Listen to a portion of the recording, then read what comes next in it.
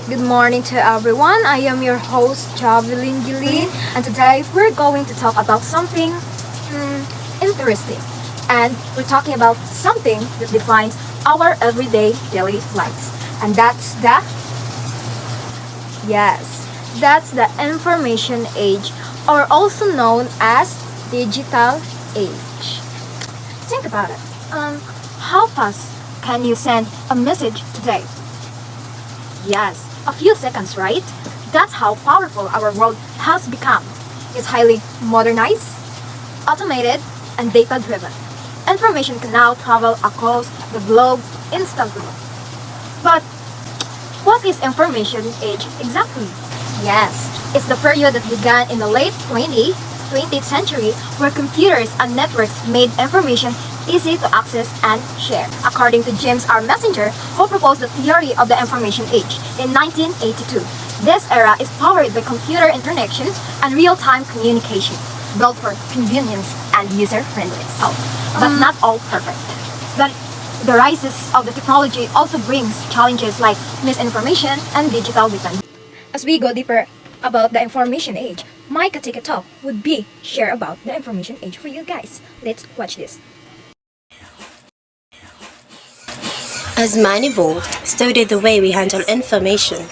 From whispers and handwritten letters to data networks and the internet, information has always been a pulse of progress.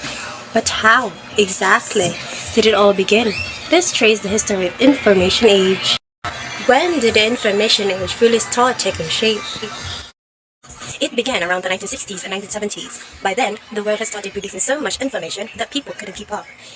Libraries were overflowing, technology was advancing, and humans realized that information wasn't just knowledge, it was power.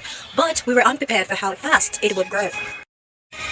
What was the big problem during those early years? The answer is information overload. There was too much data and not enough ways to manage it. By the 1980s, people began feeling anxious about it. That's when Richard Berman coined the term information anxiety, that uneasy feeling of being unable to absorb or understand the information flooding our lives. How did things change in the 1990s? The 1990s turned information into a business weapon. Companies realized that whoever had the most data held the advantage. Knowledge became currency, traded, stored, and sold like gold. So, what does all this mean for us? It means that information has shaped our evolution just as much as technology has. Different authors may describe the information age differently, but one thing remains true. Information continues to drive how we live, work, and think. It keeps moving forward faster than our minds can imagine. From the chaos of 1960s to the digital flood of today, we've learned one thing.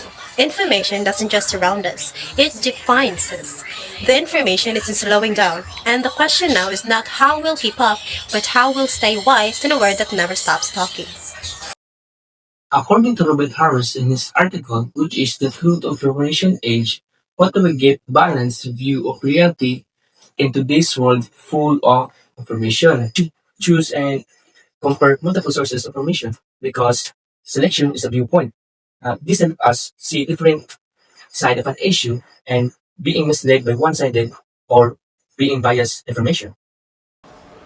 So good day everyone. Today I'll be talking about something that we all use under different types. So what is a computer?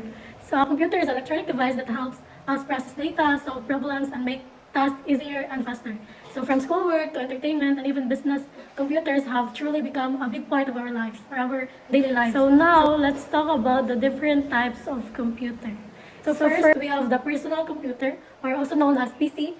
This is a kind of computer that we commonly use at home, in school, in offices, and it's designed for one person to use at a time. And it can be perform on all sorts of tasks, from creating documents to browsing to internet. And the next is the desktop computer. This is usually stays in one place on your desk. It makes up on separate parts like a mirror, monitor, keyboard, CPU. Desktop are great on long hours of work or gaming because they're powerful and easy to upgrade. And then third, we have laptops. So laptops are portable desktops. You can take them everywhere or anywhere. They have been a built screen, keyboard, and battery, which makes them perfect for students, travelers, and workers on to go. Next is the personal digital assistant or PDA. Though as not commonly today, PDA is commercial handheld computers used for managing schedules, notes, contacts, like kind of early versions of smartphones. And they were really popular before touchscreens phones took over. And then next, let's talk about the servers.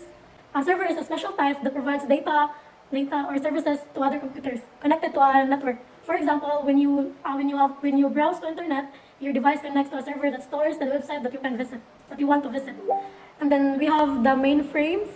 These are the large and very powerful computers used by the big companies, government offices, and they handle massive amounts of data like banking system, airline bookings, and census records all at once. And lastly, we have the wearable computers. These are the smart devices that you can wear like watches, smartwatches, fitness tracker. They collect information such as your heart rate, steps, and even messages. Wearable computers are small, convenient, and becoming more advanced each year. So in summary, computers come from many types and sizes. Type has its own role in making life easier, faster, and more connected. So thank you. Good day everyone. Today we'll tackle about the World Wide Web. So where did the internet actually come from? The internet began in 1970s, developed by the US Department of Defense to help scientists share information. Its idea came from Claude A. Shannon, the father of information theory. But I heard some of that early internet users had problems with speed. Back then, people used slow phone lines, but when fiber optic cables came along, the internet became much faster. And how did Google become part of the story? In 1998, Larry Page and Sergey Brin created Google, a search engine that made finding information easier. Is the internet also changed how we communicate? Of course, through email, chat rooms, and social media. But the internet also some downsides, doesn't it? However, it also brought issues like cyberbullying and digital divide. So we must use it wisely and safely. The internet truly changed our lives. It's a powerful tool if we use it for good. Good morning everyone, I am Laika Secretaria and I will be discussing the applications of computers in science and research. Computers are essential in modern science, especially in bioinformatics, where they store and analyze massive amounts of biological data, like protein and nucleic acid sequences. Databases like SwissProt, created in 1986, hold vast genetic information accessible to researchers worldwide. Tools like BLAST, Annotator, and GeneFinder help identify protein functions, analyze genomes, and speed up drug discovery. The Human Genome Project, a monumental effort, required trillions of calculations to assemble, showcasing the pivotal role of computers in advancing scientific knowledge. Transforming medicine, one significant application of computers and bioinformatics is in the creation and utilization of software tools for analyzing biological data, like for example, BLAST, or BLAST means Basic Local Alignment Search Tool. It is used for comparing sequences. BLAST is a big help to researchers because BLAST identifies similarities between genetic sequences and or predict protein functions and understand evolutionary relationship. Moving forward, I will introduce you the examples of useful and reliable web sources. Number one, we have AFA, a newsletter, Alzheimer's Foundation of American Newsletters. Then number two, we have American Memory, the Library of Congress Historical Digital Collection. Bullying, a free collection of e-books from library plus additional reports and documents to help better understand and take action against these growing concerns. These examples are all in all 24, but I will just give 5 examples. And that is Alright, and that's all for today's episode to our Tech Talk Show, a well-informative show.